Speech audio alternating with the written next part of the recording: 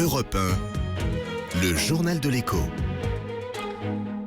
Toute l'actualité éco avec Éric Le Boucher. Bonsoir Éric. Bonsoir Nicolas. La bourse de Paris aujourd'hui poursuit sa chute. Elle passe sous les 4000 points. C'était bien sûr l'ouverture du journal à 18h30. On y revient dans un instant. Mais d'abord, un chiffre, le chiffre du jour.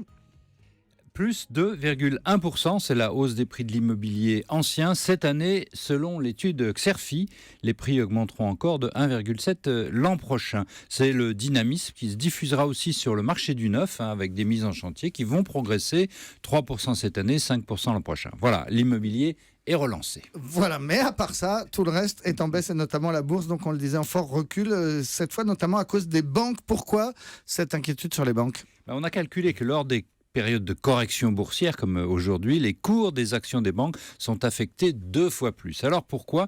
Parce un peu à cause de leur métier, prêter de l'argent à l'économie. Quand l'économie va bien, elle prête beaucoup, et quand elle va mal, elle prête plus du tout. C'est quel cas ? La banque est aussi affectée pour des raisons particulières en Grèce, au Portugal, en Italie, dans toute l'Europe aussi, à cause du rebond de l'euro par rapport au dollar.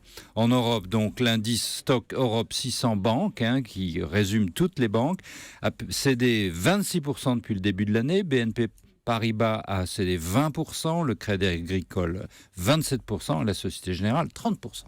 Et alors les bourses américaines, ça ne va pas beaucoup mieux. Et pourquoi ? D'abord à cause du pétrole, à $33. Ce chiffre-là est très bas. Les puits de pétrole de schiste, beaucoup commencent à ne plus être compétitifs. Ils ferment et laissent des ardoises aux banques. Ensuite, parce que les marchés ne croient plus, et c'est surtout la grosse raison, à une remontée des taux d'intérêt aux États-Unis. La Fed, pense-t-il, va s'arrêter là.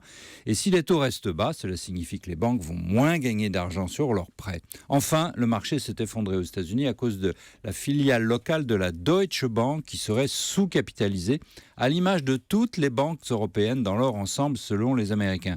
C'est une crainte qui est en réalité bien peu fondée, mais c'est une attaque américaine bien réelle contre les banques européennes. Voilà, aux causes rationnelles, ajouter une cause irrationnelle, ce sera elle qu'on écoute. La vie est ainsi faite, la vie boursière 2 fois plus. Merci beaucoup Éric Le Boucher.